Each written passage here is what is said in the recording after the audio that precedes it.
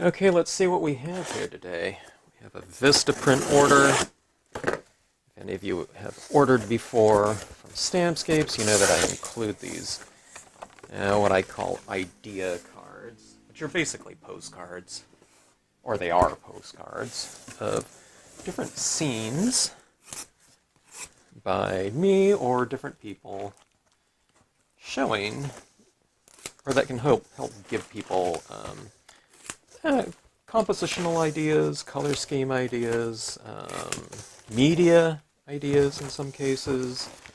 A lot of it is, dye-based ink on glossy cardstock, but I've been doing a lot of other types of experimenting, especially recently, well, over this last year, using different types of media.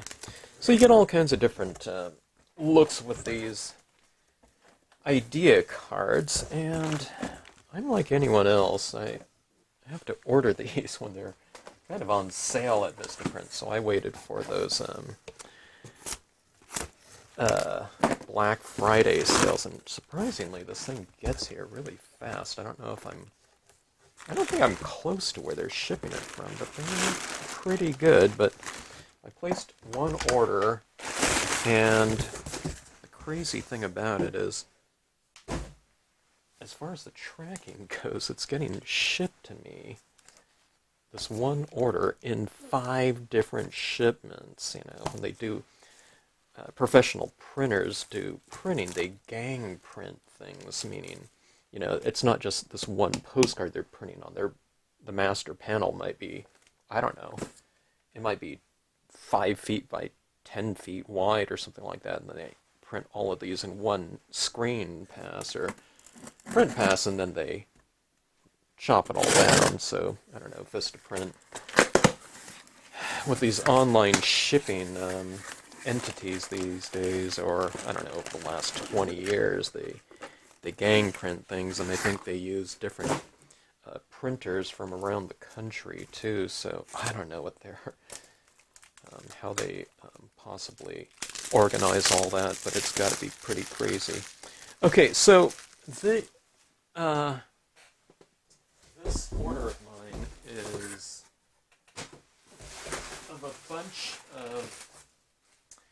of previously ordered scenes. So nothing new this time, but some of these I haven't ordered for quite some time, and I thought, I tend to put these in rotation because they're not, timely or something like that. Well, it might be seasonal, but these can be done on any given year. But okay, let's see what we have here. Okay, now this one here is interesting to me because I just did a scene really similar to this one, and I totally forgot that I did this one. This is from video 201. Okay, now I'm up to like video 500 and something now. And I forget all the time what scenes I've done before. I'll remember a lot of them, but I just did not remember doing this one. When I look at this, though, I remembered it, but I thought, oh yeah. So anyways, this one here is on, let me see if it's on it's on a black matte cardstock, okay?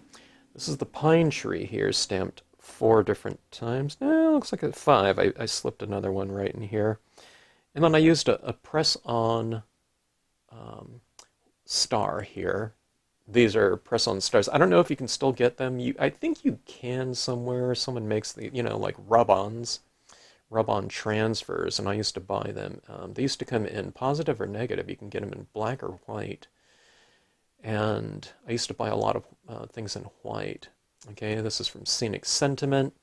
And then all these dots up here are little white paint pen dots. But look what I've done. I've drawn these larger dots, and then I've trailed them off, so it gives the feeling of snowfall here. And then the other ones, there's other dots in here where I've applied a little bit of white pigment ink to make them glow. So the glowing ones, probably represent stars in the scene. And the little trailing ones represent snowfall. And then I've added a lot of extra white paint into here, into the trees. I think it was with the paint pen. as opposed to Dr. Martin's Bleed Proof White. And, I mean, this is a really simple, but I think very effective, like Christmas card. So anyways, that's some really fun stuff. So I was doing light... Oh, by the way, these trees, I'm pretty sure were probably stamped out. I'm guessing in the Brilliance ink? No, it was Colorbox Frost White. Okay, I didn't use any Brilliance ink at all. If I was stamping this onto a glossy black cardstock, I definitely have to use the Brilliance ink because the Brilliance dries on non-porous papers. So on this one right here, I use the Colorbox Frost White, but these days I would probably use the Hero Hues Unicorn, as it's a little bit more white than the Colorbox Frost White, a little bit more opaque, but as you can see, it's not exactly opaque because it's still quite a bit more translucent. That's why I kind of amp things up a little bit with the extra white paint to give it a little bit more opacity and to represent snow on the branches. All right, so try not to take so long with each one of these. I don't know. I get talking about stamping and I tend to blab on forever, so forgive me there. Okay, now if you've been ordering from us, you might recognize this scene in the past. Snowy covered bridge, and again, see those little trailing little dots like that? It really gives it the feeling of motion. I don't know, I kind of liken it to like a Charlie Brown, snowfall. You'd see these little trailing little, I don't know, whatever, snow trails, I guess, like that. I don't do it on every one of those because it would probably be too much, but, just a handful of them here and there so you can see it. It's a little bit more subtle on this one because it's not on black cardstock, so it's a little bit more subtle in the lighter areas, and then it shows up more in the darker areas, okay? So, fun stuff. Okay. Wintry scenes. I don't know, maybe a lot of you already have your Christmas cards stamped out, It's hard to believe it's December. Oh, this one's the same one here. Okay. I ordered quite a bit of these. You have to kind of order in mass these days in order to get the price per postcard down quite a bit. You order, it's like the price for, I think it was like for, what is it? 250 is a certain price, and then the price for like 500 is $3 more. So for $3 more, you get double it, So they pretty much make you, I don't know, or tempt you enough to order at a given rate. Okay, so this one right here, this is a pretty old scene here. I don't have a date here, but this was an 8.5 by 11 scene, and in here it's the lakeside reflection here. Okay, stamped twice. And the Lakeside Cove stamped several times, but in lighter shades of blue. So if you're doing a blue-colored scene, you can stamp your imagery out in black, but then you can go in the various blues that you're using. So it might be something like this right here, okay? So you stamp out your most distant imagery in this blue. And I don't actually have this blue used in here. It's probably this blue, but it's the second impression of this color right here. So this is a full impression using this blue right here, okay? It's like a navy blue. It's number 3 blue. And, okay, so I've inked these ones up right here using that exact same blue, but I've blotted them off first and then gone for the second or maybe even third impression of it. So it looks more distant, okay? So you get all these different shades, valleys of blue in here, and then you tone in your scene using those exact same colors. This one here uses a little bit of it's probably not this one, it's probably a pale green, but something similar to that. See that right there? So you have that in the mix. So you stamp out your imagery, near to far, okay?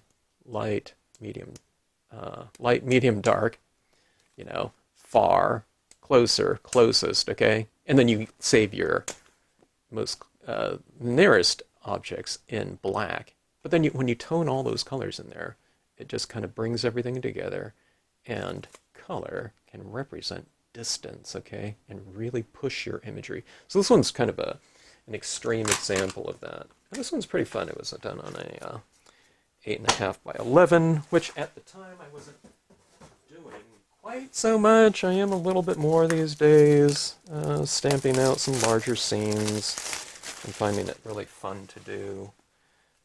Back then, I don't know, I just wasn't doing something like that quite so often. I've actually been stamping once in a while, 11 by 17. Now that size was really intimidating even to me, but applying inks with re-inkers and kitchen sponges has really expedited that type of process. So Aurora Borealis, here's using that same stamp, Lakeside Cove, large, that was used in the previous scene I was showing you, but they were more distant ones, okay? This one's just doing that kind of that streaky type of green color scheme, and it gives it that Northern Lights type of look. And for me, the thing that kind of makes this area in here a little bit deeper is the use of the different sizes of stars. So I might put a little star in there. And what you can do is you can put, see, all these stars are different colors, right? So what you can do is you can put a few in there, right? And then you swipe some color over them, okay? And then you apply some new ones in there so you get different value stars, okay? So see, I mean, these would all be white if I did it all at the end, but you stamp some out and then you tone some in with the green that you've used in here, okay? And that really gives that area in there some added depth. Okay, I don't know. A lot of people always like that Northern Lights look, and I do too. It looks like a really dramatic thing. And I also have some of those streaks down here in terms of the reflection of the sky. Okay. Let's see. Now, some of these might be the same one. Like I said, this order is coming out in 5 different boxes from 5 different areas. You wouldn't think that they would do it that way. You think it would be kind of impractical from a shipping standpoint. Okay, this one's the same one here. I'm going to have these ones forever, but I had to take advantage of that sale. Actually, all of these might be the same. I might have to add to this video here later on. Okay, this one is using the river. Okay. I don't think anyone's sick of winter quite yet. A lot of people are posting photos of like first snow or something like that, but I don't know, kind of a warm springish type of color scheme. It's a real simple scene. I mean, just stamping the river out there. Got a couple little people in there. But here's the thing about this one. I always say that when you're doing water scenes, just like that Aurora Borealis one, Northern Lights, the water is a really great opportunity to bring in the colors of the sky in a different area. I always think skies can be really dramatic or peaceful or whatever, and colorful, and that's where you get a lot of color within a given landscape. But when you add an element of water, you can bring those same elements of the sky right down in here. So you can get double your sky, at least in terms of your color. And the thing that I do is on here is I break it up a little bit with the use of those tiny rocks down here, just so it isn't, a perfect mirror of the sky. So we get some textural changes going from this, right up here to this down here, which is basically the same type of color application. And just for me, one of the things that I like to do is, I mean, that's real pink in there. I don't think it looks too off like that, but if you think about it, that pink is like this right here, right? Almost. Oh, I don't know, maybe it is that color. But I don't think it looks off like that, but that's me just kind of incorporating in this, riverbank here with the colors of the sky that are up there and in the water. So it brings that area some continuity. I don't know. You don't have to go that kind of extreme like that, but see, there's some pinks within the green grass area, okay? And like I said, it's it's continuity like that. I wouldn't bring the green into the sky, but you can bring some of that pink down there. And I'm sure some of that blue of the sky is in all this area as well. You can see a little bit of that blue right there. So it could be really quite minimal. But the more continuity you have with anything, texture, color, value, whatever, it'll tie your scenes together and bring them kind of more visual harmony. Okay, now this is one of those things that I've been doing quite a bit this last couple weeks, is stamping on pre-folded matte, dark matte cardstock. I did these a while back, but I think less people saw it. I don't know, I've been posting more on like Facebook and things like that, but here's that ripped paper towel type of sky up here. You can see my seam right here because this is a pre-folded type of card that I'm stamping on. Let's see. Yeah, it's like something like this one right here. You can see that seam down here. This is a 5x7 right here. But this is the size paper that I'm working on right here, but the pre-folded card, right? And let's see, this one right here. You see that horizon line in there? It's not even a stamp in there. I could use Seaside Cove, but all I've done was I've just taken a paper towel and I've just laid it down like that, and I've just sponged in some black going from each side like that. And look how easy that is to create that horizon line right in there. And then again, some paper towel types of applications of white pigment ink. And actually have the cloud cumulus in there as well. But look at that kind of atmosphere. And of course, doing these beams like that coming out of the lighthouse is just so dramatic on an inherently dark surface in the dark matte pre-folded card. So, I don't know. This is quite ornate, I think, in my opinion. But from a technique standpoint, it really doesn't take a very long time to do this scene at all, because when you're stamping on a colored cardstock, you don't have to bring in any color into it. It's already dark blue, so all I'm doing is I'm adding black and white imagery into it. So just two colors of ink. And that paper towel, I mean, it's just using that same ripped paper towel and just doing a little bit of sponging on of that color in there. So anyways, if you have a chance, maybe check out some of those videos where I'm doing that, those dark cardstocks, and you'll see just how easy it really can be. You're just using some, let's see, this one's the same one. I think these other two might be the same as well. So anyways, these different idea cards will be going out with orders now. I'm glad, because I was running out. Okay, that's that same one there. Okay, so these ones are the same right here. So anyway, I'll be adding to this video a little bit. I need to see what else is coming in. Let me see, I've received 2 shipments so far, and I have 3 more coming in. It's so crazy, but I don't know, that's the way they do it. Okay, so that's part 1 of the idea card unboxing. Okay, another gigantic box here just came in today. We're a couple days apart from each other. Alright, let's see what we have here. Now I know that I ordered basically 2 packs of a lot of these postcards. So let's see what we have here. Wow. Let's see. Let me try to get rid of the duplications here. And I don't think, looking at all of this, I don't think this is going to even be all of them. Okay, so I think this will be the last video I do on this particular order, though. But let's see what we have here. We have a couple pretty good ones here. When they had those gigantic sales, that's the only time I ordered these oversized postcards these days, except for our set inserts.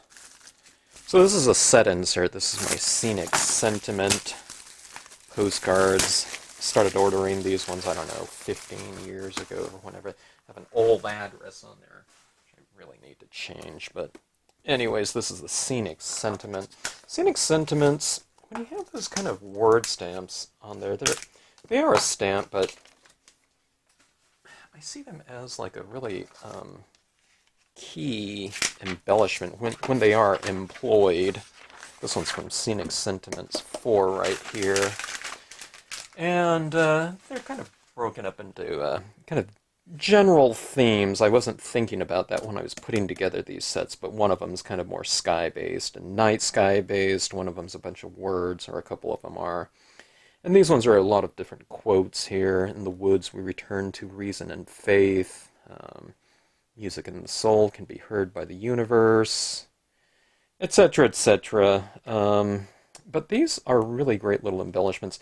They're not only just good for the actual scenes, and one of the inks that works really great for scenes, if it's a dark scene, then you can use the Brilliance Moonlight White, or you can go for like a graphite black, something like that if you're stamping it over a lot of layers of different types of inks, like dye-based inks. Those fast-drying Brilliance inks work pretty good for that. They're not quite as opaque as I'd want ideally in a pigment ink for it to be 100% whatever it is, white, black, etc. But they're more translucent, but these ones work pretty good for that. I'm going to have to try some Brilliance Galaxy Gold prints on some Christmas cards, but these are really nice to put in there. And I did take a typography and lettering from the head of the graphic design department at when I was in school getting my degree in illustration, and he was known as pretty much the hardest teacher of any teachers you can possibly take in the art or design departments, and that was the hardest class I ever took. But I'd learned so much about lettering and typography and just everything from, I mean, micro millimeters of space in between letters. So when I did those Scenic Sentiment quotes like this, I really slaved over just even, the size of the lettering, the space in between letters, and everything like that. I mean, they scrutinize things. Typography is a really important aspect in design, and it's such a big focus to graphic design students. I wasn't a graphic design student, but I took a lot of graphic design classes in order to get my degree in illustration. So, I don't know. It's always one of those things that's really important to me. Autumn Vista right here. It's an 8.5 by 11 original, but this is one of my favorite scenes that I've ever done. And this is just reduced down to the, I don't know, this is like roughly like a 6 by 9 print. So this thing's really a lot larger, but I had it done in postcard format here. And yeah, a lot of the autumn scenery, soft hills in the background. The ledge stamped at very much at an angle, but a lot of the different deciduous types of trees in there. This was a lot of this one stamp called Shagbark Hickory.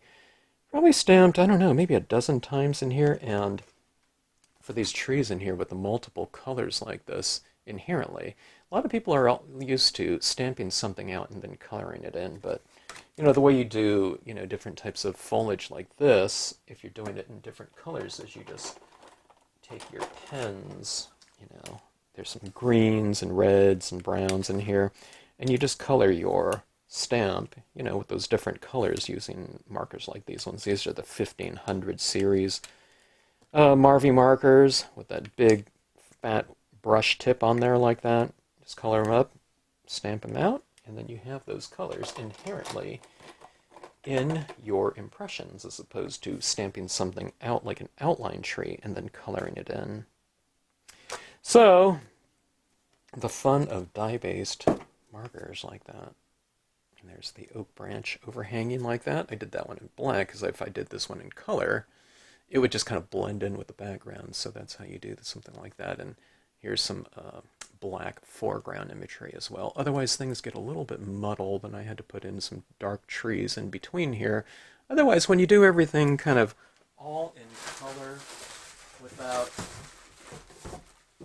interspersing in some just solid imagery, black, it tends to kind of all get blended together from a visual standpoint. So it's always good to stamp out some kind of dark, just plain flat black imagery in there. Otherwise, everything gets a little bit kind of confused. Okay, this is nature set number 18 here with the different shores. This one's largely designed or entirely designed to be colored in. So you stamp it out. It could be winter if you do it in blues and white, you know, paint and whatever in here. Greens, you can have a California summer where everything's brown, you know, like that. So that's how this one's designed. This one right here, a lot of people see this as like one shore. You can have it in the foreground like this, right? But this right here can get matched up here, and then you can stamp it here and here. You can do an 11 by 17 if you want to of this, and create little coves by using the accompanying opposite side like that.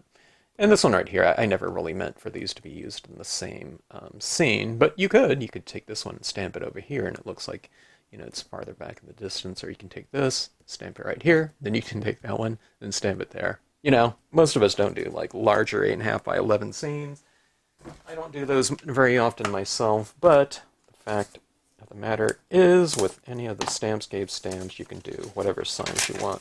Okay, now this one, I don't know. Yeah, I guess I ordered a lot of, oops, I scored this one with my scissor getting that open, but that's that out there. But this is another 8.5 by 11. I don't know why I ordered a lot of the old 8.5 by 11 pieces. A lot of people really love this one right here. Waterfalls. I love waterfalls. Side falls large. Babbling brook and brook falls right here. And the thing that really makes this scene, I don't know, the waterfalls make it too, but having these trees in here, so this is the same tree trunk trio. You can see this tree right here is the same one as this one, but I just didn't color this part. So, you know, there's 3 trees in that, so you can use whatever ones you want within a scene. You can even tilt it and have it like a fallen tree or something of that sort. Tree trunk right here, and when you're doing these types of trees, usually you have them kind of going off the top of the page like that. You don't want it kind of down here and have all these kind of tops of trees everywhere, so they're really meant to go off the top of the page like that. Spooky tree in here, or spooky branch, I should say. But here's another one of those things where I was saying, you know, sometimes you gotta stamp kind of just a straight black tree or something like that within kind of a given space to kind of break it up. This is leafless limbs in here, but again, here's this branch right in here, and I've used it right here too. See this right here? The top of this branch is right there. So, I mean, I could have just used like this whole branch right here, back here too, you know. So that's how you kind of really expand on the usage of a given stamp like that. It could be something like a branch right here in the foreground, but if you take this branch right here and you stamp it like, say, back here, it looks like a dead tree because of the distance factor. And in Western perspective, usually the things that are higher up on the scene represent something farther away, right? The sky is up here. That's the most distant. Trees in the background, things down here are closer. Now, sometimes I have overhanging tree limbs coming in, you know, from the top, but you'd say, well, those are higher, so those don't necessarily represent something farther back, but an overhanging tree limb coming in like that represents a tree that has a trunk down here, right? Because it's overhanging, so it would probably be like down here, really.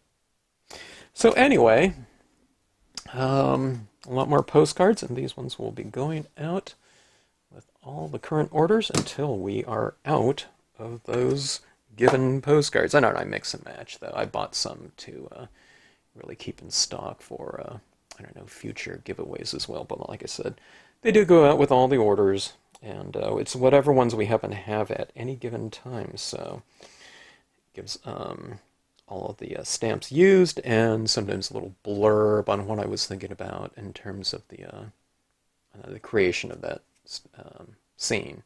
Sometimes they're by other people, and I've asked them to kind of to let me know a few words on kind of their thought or creation process right here. These ones are pretty old right here. This one, Forest Falls, I don't know when I did it, but it's pre Stampscapes video channel. I have done this type of scene though recently using the same type of setup right here with all the waterfalls and the tree trunks. If you ever want to know if some given design is in a video on this channel, what you do is you just go up to the search box on YouTube and you type in Stampscapes, and then you can type in something like 087EF, and if I've used that stamp design in a given video, it should come up, in the search results. Okay.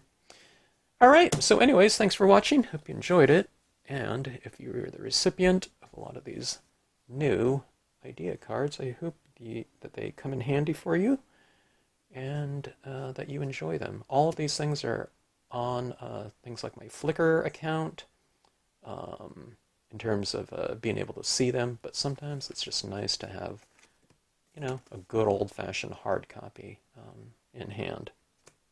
All right, thanks for watching.